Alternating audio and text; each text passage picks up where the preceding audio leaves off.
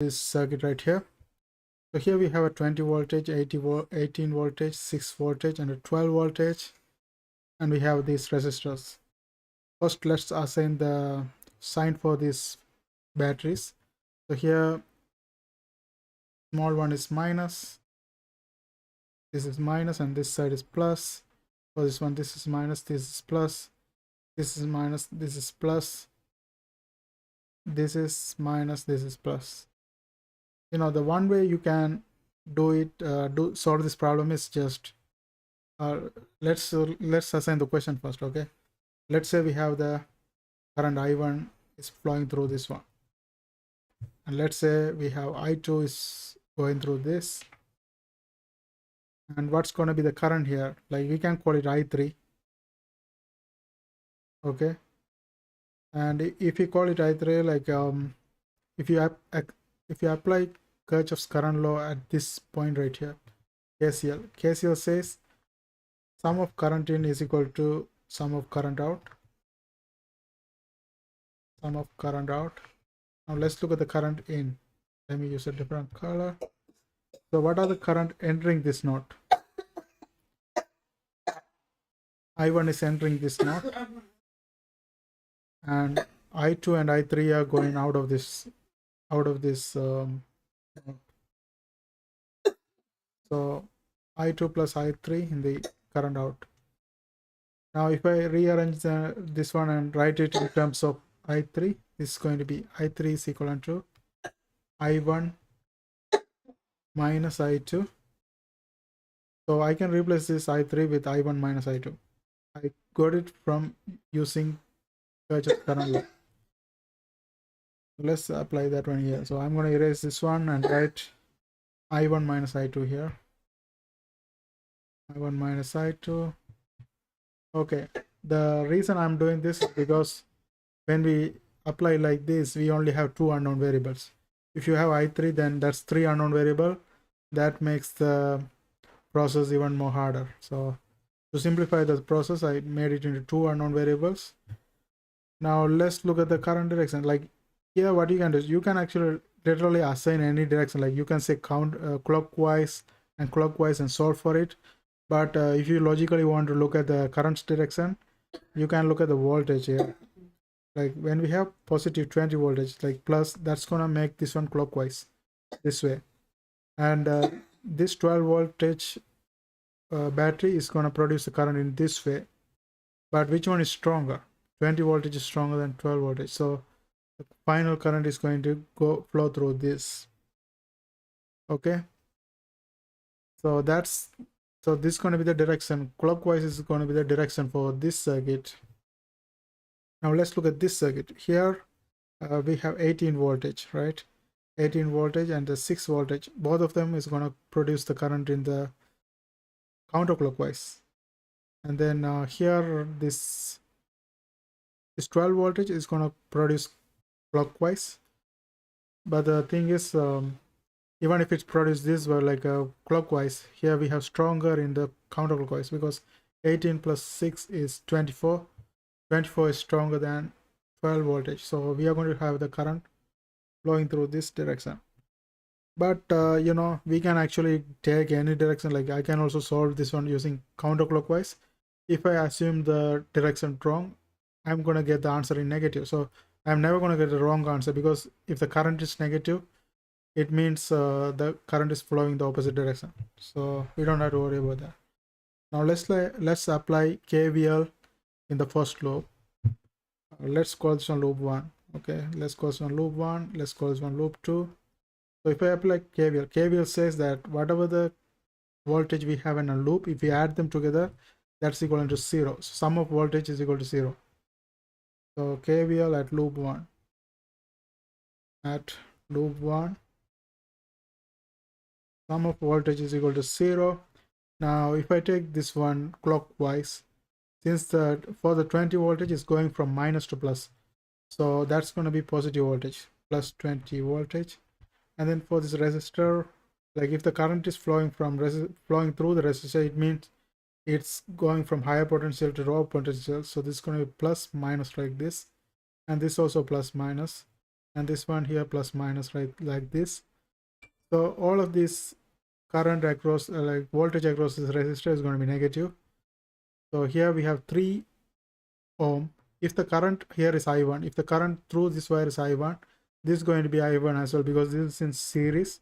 So the current is going to be same all over the places. So this is going to be according to Ohm's law. Ohm's law says V is equal to I times R. So the current flowing through this circuit is I1. Therefore, resistance already given, that is 3. So this is going to be minus 3 times I1. And then here we have 2 ohms right here. The exact current passed through this one as well. So that's going to be minus 2 I1. And after this one, we have I2 current passing through this. And this is going from positive to negative. So that's going to be again negative voltage. So this is going to be minus 12. And then here also this is positive to negative. So this is going to be minus voltage as well. But for this one, the current passed through this is I2 current. So this is going to be 4I2, minus 4I2. And all of them is equal to 0. Now let's try to simplify this one. I can avoid putting voltage here because voltage is just the unit. Okay. So 20 minus 12, that is 8. And then minus 3I1, minus 2I1, minus 5I1. And then we have minus 4I2. That is equivalent to 0. Okay, this is, let's call this one equation 1. Now let's apply KVL at loop 2. KVL at loop 2. Now, if we apply KVL at loop 2, first let's assume the direction is clockwise for this one as well. So if we assume the direction is clockwise, then this is going to be negative 18 voltage because this is going from plus to minus. So negative 18 voltage.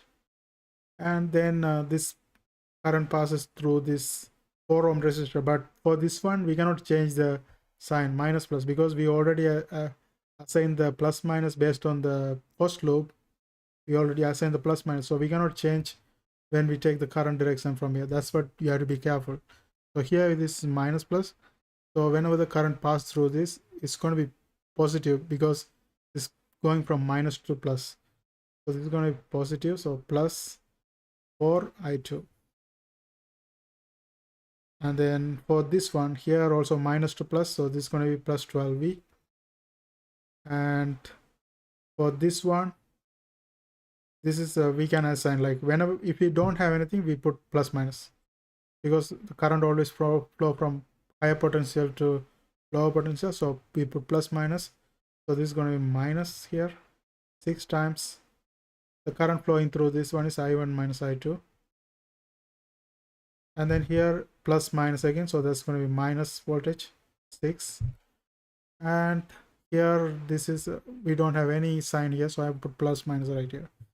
And the current flowing through this one is I1 I2 as well. So that's going to be minus 10 times I1 minus I2. Okay, the whole thing is equal to 0. Let's try to simplify this one. I'm going to actually use a different color for this.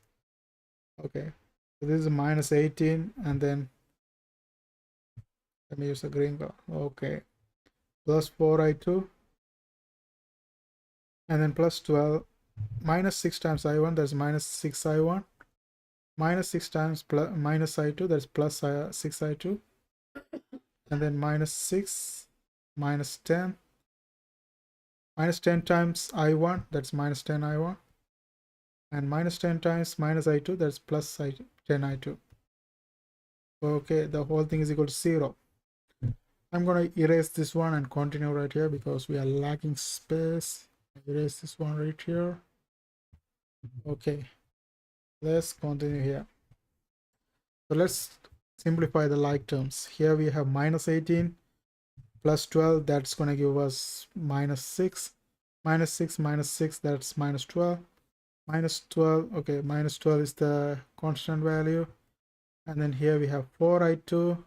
And then 6I2, that's 10I2, 10I2 plus 10I2, 20I2. So plus 20I2. And then here we have minus 6i1, minus 10i1, that's minus 16i1. And that's it, minus 16i1, that's equal to 0.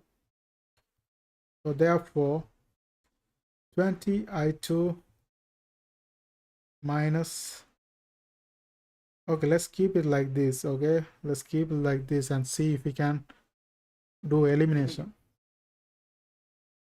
Okay, let's look at two equations. So this is equation number 2. Now this is our equation number 1, first equation. And let's see if we can equate any of these value equal so we can get rid of it. Okay, here we have 20i2, I have minus 4i2, I have 5i1, 16i1. Which one is easier to make it equal? If you look at this, if we multiply this one by 5, I can get negative 20i2. If I can get that, then if I add with this 20i2 cancels each other, so we only have one unknown variable, so I can do that. So I'm going to multiply this equation by 5. Let me use a different color. This one by 5, so that's going to give us 40 right here. 40 minus 5 times negative 5i1, that is negative 25i1.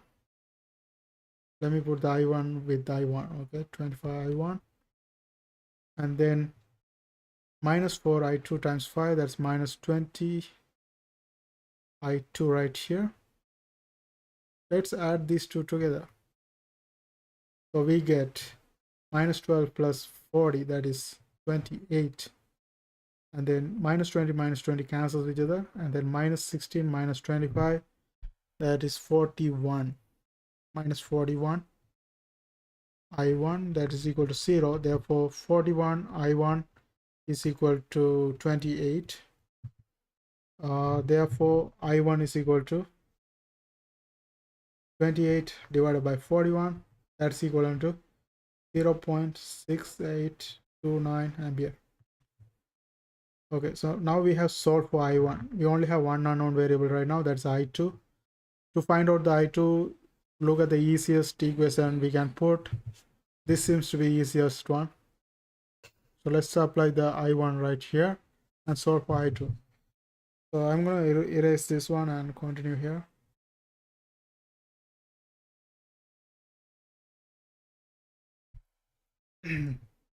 Okay, here we go. So we found that the i1 to be this value. Then I'm grabbing this equation right here. First let's arrange in terms of i2, so it will be easier. So if I bring this negative 4i2 to the other side of equation, that's going to be 4i2 is equal 8 minus 5i1. So 8 minus 5 times i1, we found out that 0.6829. The 0.6829 right here. And then therefore i2 is going to be